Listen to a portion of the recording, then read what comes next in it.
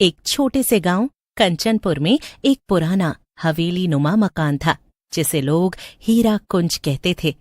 आज से ठीक 100 साल पहले कुसुम नाम की एक नवविवाहिता थी जो अपने माँ बाप की अकेली संतान थी। तो उसके माँ बाप ने उसकी शादी इसी बड़े घर में तय की थी जहाँ उन्होंने दहेज में बहुत सारे हीरे अपनी बेटी को दिए थे। कुसुम उस दिन ऊपर से नीचे तक हीरों से ढकी हुई थी।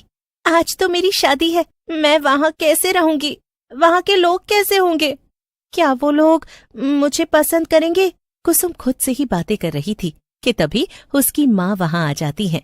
बेटा, हम तुम्हें बहुत अच्छे घर में भेज रहे हैं और हमने अपनी सारी उम्र की कमाई तुम्हारे लिए हीरे खरीदने में लगा दी है और हम अपने सारे हीरे अपनी निशानी समझकर तुम्हें दे रहे हैं क्योंकि तुम ही हमारी अकेली संतान हो। लेकिन जैसे ही कुसुम हीरे लेकर ससुराल गई तो उसके पति और उसके ससुराल वाले लालच में आ गए और उन्होंने लालच में आकर कुसुम से कहा, ये सारे हीरे मुझे दे दो कुसुम, तुम इन गहनों का क्या करोगी? ये तुम्हारे किसी काम के नहीं हैं। लेकिन ये तो मेरे हैं, मैं आपको क्यों दूं? मेरे माँ बाप ने बहुत प्यार और मेहनत से बनवाए हैं ये हीरे मेरे लिए। दिए तो हमारे लिए ही हैं। चल दे, अब इतने बड़े घर में रहने के लिए, सारी सुख सुविधा के लिए तू हमें ये सब नहीं देगी? नहीं, मैं नहीं दूंगी अपने हीरे। नहीं सुनते ही उसका पति गुस्से में आ जाता है और गुस्से और लालच में आकर कुसुम को एक सुनसान कमरे में बंद कर देता है। खोलो ये दरवाजा, मुझे बाहर निकालो, वो हीरे मेरे माता पिता ने दिए हैं, खोलो इसे। लेकिन उसके पति ने उसकी एक नहीं सुनी और उसे उसी कमरे में जलाकर मार डाला। तब भी कुसुम ने अपने हीरे नहीं छोड़े, साथ ही साथ उसने मरते हुए चिल्लाकर कहा, हर हीरे की चमक के साथ मैं लौटूंगी और सबकी जान ले लूंगी। जैसे मैं जली हूँ तुम सबको वैसे ही आग लगा दूंगी। कहते कहते कुसुम मर जाती है।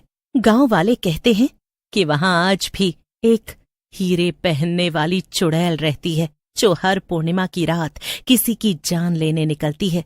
सोहन, जो गांव में रहने वाला एक साधारण लड़का था, वो अपने दोस्त अर्जुन के साथ गांव घूम रहा था। अर्जुन शहर से पढ़ाई करके गांव लौटा था। यही कहानी है उस हवेली की। आज तो वो हवेली बंद हो गई, लेकिन उसका खौफ जिंदा है। उसकी दादी ने चेताया, लेकिन अर्जुन ने उनकी बात को मजाक समझा और खुद ही मन में सोच लिया कि ऐसा कुछ नहीं है। और फिर दादी की बात अनसुनी करते हुए उसने कहा, दादी, ओ प्यारी दादी, ये सब बहुत पुरानी और बेकार बातें 100 साल पुरानी हैं। अब तो भूतनी भी बूढ़ी हो चुकी होगी। बेटा, ये मजाक नहीं है। कुसुम नाम की औरत थी, दुल्हन बनकर आई थी इस हवेली में, मगर उसकी चीखें अब भी उस हवेली में गूंजती हैं। अर्जुन हंस पड़ा और इधर उधर घूमने लगा, मानो उसे दादी की बातें सुनाई ही न दे रही हों। दादी, भूत वूत कुछ नहीं होता। लोग डरते हैं क्योंकि वो जानना नहीं चाहते, इसीलिए उनको हर छोटी बात डराती है। कोई बात नहीं, तू नहीं मानता तो कम से कम ये तावीज ही रख ले, मेरे खातिर ही सही। ये तावीज कल को तेरी रक्षा करेगा। क्या दादी, आप भी ना पूरी फिल्मी हो गई हैं। मैं नहीं पहनूंगा ये सब। और अगर हवेली की चुड़ैल तेरे सामने आ गई तो क्या करेगा तू? अगर हवेली में कोई चुड़ैल है तो मैं जाकर उससे सेल्फी लेकर आऊंगा और फिर आपको दिखाऊंगा। दादी फिर भी जाते जाते उसकी जेब में वो तावीज रख देती हैं। अर्जुन सोहन के साथ गांव घूमने निकल जाता है। चलो सोहन, अब तुम गांव घुमाओ मुझे। सोहन और अर्जुन बहुत मजे से पूरे दिन गांव घूमते हैं, लेकिन घर आते समय उन्हें देर हो जाती है। अरे भैया जी, आज भी पूर्णिमा की रात है, हमका रात होने से पहले घर पहुंचना होगा। लेकिन अर्जुन कहाँ सोहन की सुनने वाला था। उसने ये कहानी पहले भी अपने घर वालों से सुन रखी थी और हंसी में उड़। अरे भैया जी, दादी ठीक क्या बोल रही थी, हीरा कुंज में चुड़ैल रहती है। बहुत लोगों ने देखा भी है आज तक। अगर वहाँ चुड़ैल है तो मैं जाकर उसके साथ चाय पी कर आऊंगा। क्या भैया जी आप भी ना? इस बार तो अर्जुन मान गया, लेकिन फिर अगली पूर्णिमा की रात अर्जुन उस रात हीरा कुंज की ओर बढ़ गया। बिना किसी को बताए, सबकी परवाह किए बिना उसने अपनी योजना भी बना ली। टॉर्च, मोबाइल और अपनी दादी का दिया हुआ एक चांदी का तावीज जो वो कभी नहीं पहनता था। कैसी जगह है यहाँ की? हवा में अजीब सन्नाटा है। कुत्ते भौंक रहे थे। जब अर्जुन हवेली के बाहर पहुंचा तो उसकी दीवारें अब भी किसी राजसी महल की तरह लग रही थीं। अंदर कदम रखते ही एक तेज सफेद चमक उसकी आंखों में चुभी। ये देखकर अर्जुन चौंका। उसने मोबाइल निकाला और रिकॉर्डिंग शुरू कर दी, जिसके सामने एक परछाई खड़ी थी। अब अर्जुन ने उसे साफ देखा। एक औरत जो सिर से पांव तक हीरों से सजी थी।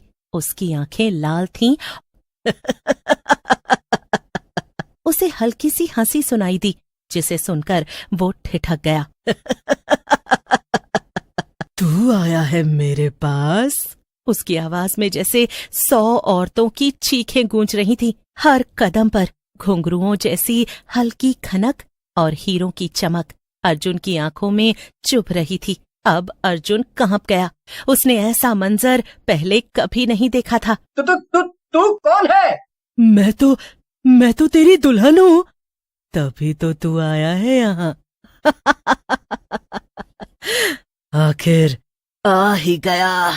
बोलने का लहजा ऐसा था मानो वो अर्जुन को वर्षों से जानती हो। चुड़ैल अर्जुन को हवा में उछाल देती है और अब वो हिल नहीं पाता।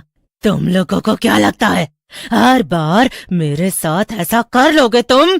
हाँ, मैं वो हूँ जिसके दूल्हे ने हीरो के खातिर उसे जिंदा जला दिया था। अब मैं हर पूर्णिमा पर एक जवान दूल्हा मांगती हूँ, मेरे हीरो के साथ मरने के लिए। चुड़ैल ने अर्जुन को अब नीचे पटक दिया। अर्जुन ने भागने की कोशिश की, लेकिन उसके पांव जमीन में धंसने लगे। फिर चुड़ैल ने एक हीरा अपने गले से निकाला और कहा, इसे पहन ले, अब तू मेरा होने जा रहा है। तू भी मुझसे हीरे चाहता है ना? अर्जुन डर के मारे बोल नहीं पाया। तू नहीं बचेगा जब तक ये हवेली है। मैं हूँ जब तक ये हीरे है। मेरी आत्मा है। अर्जुन भागने के लिए दरवाजे की ओर दौड़ा, मगर वो दरवाजा अपने आप बंद हो गया। हर हीरा एक कहानी है, हर कहानी एक मौत है। ठीक उसी समय अर्जुन ने अपनी जेब से दादी का दिया हुआ चांदी का तावीज बाहर निकाला, जो वो अपने पास रखना पसंद नहीं करता था। लेकिन आज उसको यकीन हुआ। चुड़ैल की चीखों से हवेली कांप उठी। नहीं, ये नहीं हो सकता। मैं अमर हूँ। अर्जुन किसी तरह बाहर निकला और जमीन पर गिर पड़ा। गांव वाले दौड़ते हुए पहुंचे। अर्जुन ने जो देखा वो सबको बताया, लेकिन फिर एक बूढ़ी औरत बोली, बेटा, वो हर बार राख से फिर बनती है। चुड़ैल को हीरे बांधते हैं और हीरे कभी खत्म नहीं होते। वो बहुत सालों से भटक रही है।